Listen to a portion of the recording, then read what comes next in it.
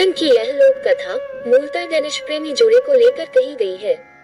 कथा का नायक आरिल्ड एक कुलीन डेनिश परिवार का युवा है। वो डेनिश नौसेना में कार्यरत है और अपने बचपन की मित्र थाले से प्रेम करता है।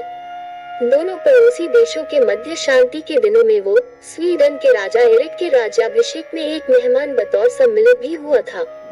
कालांतर में किसी कारणवश स्वीडन और डेनमार्क में युद्ध हो जाने के बाद वो युद्धबंदी के तौर पर स्वीडन की कैद में था, तो उसकी प्रेमिका थाले ने उसे पत्र लिखकर सूचित किया कि उसके पिता ने उसके विरोध के बावजूद उसका विवाह किसी अन्य व्यक्ति से तय करते हुए विवाह की तिथि भी पक्की कर दी है, क्योंकि उनका मानना है कि आरिल्ड अब कभी भी अपने वतन वापस नहीं आ पाएगा।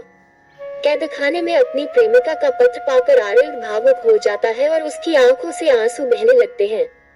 जेल की कोठरी की धुंधली रोशनी में पत्र को ढीले हाथों से थामे हुए वो युद्ध की क्रूरता और उसका भयावह परिणाम देख रहा था।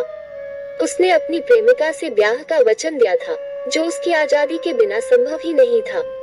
लड़खड़ाते हुए कदमों से वो उठा और उसने स्वीडन के राजा एरिक को पत्र लिखा। महामहिम, आपको स्मरण होगा कि मैं आपके राज्याभिषेक के समय आपका सम्मानित मेहमान था और आज आपका बंदी हूँ। राज्याभिषेक के दिन आपने मुझे अपना मित्र माना था, सो मैं आपसे विनती करता हूँ कि आप मुझे मेरी प्रियतमा से ब्याह करने के लिए मुक्त करने की कृपा करें। मैं आपको वचन देता हूँ कि मैं अपनी रोपनी की पहली फसल कटते ही आपकी कैद में वापस आ जाऊंगा। राजा एरिक ने युवक के वचन पर विश्वास करते हुए उसे एक फसल की समयावधि के लिए मुक्त करने के आदेश दे दिए। डेनमार्क पहुंचने पर थाले से उसकी आनंदमयी मुलाकात हुई, किंतु थाले के पिता उसकी स्वतंत्रता की एक फसली वचनबद्धता वाली योजना से खुश नहीं थे। हालांकि विरोध के बावजूद उन्होंने प्रेमी युगल का ब्याह हो जाने दिया।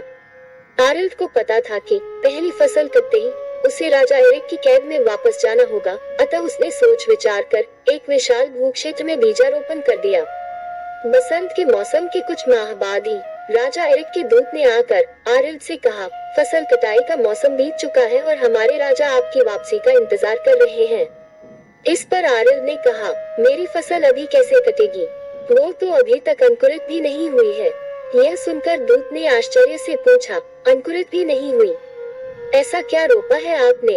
आरिल्ड ने कहा, पाइन के पौधे। अपने दूत से यह किस्सा सुनकर राजा एरिक ने हंसते हुए कहा कि वो एक योग्य व्यक्ति है, उसे कैद में नहीं रखा जाना चाहिए। इस तरह से आरिल्ड और थाले हमेशा एक साथ बने रहे। कहते हैं कि पाइन का एक शानदार जंगल उनके प्रेम की विरासत बतौर आज भी जीवित है।